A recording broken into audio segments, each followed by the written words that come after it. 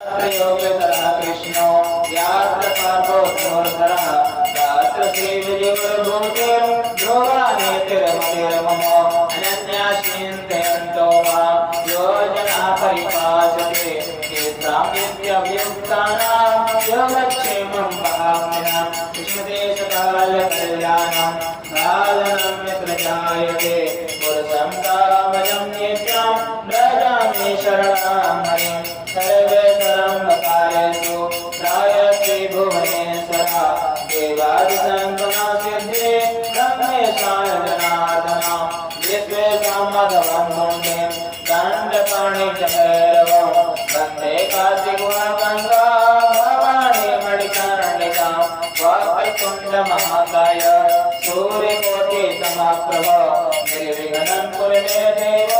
सर्वकार्ये सर्वदा विनायकानं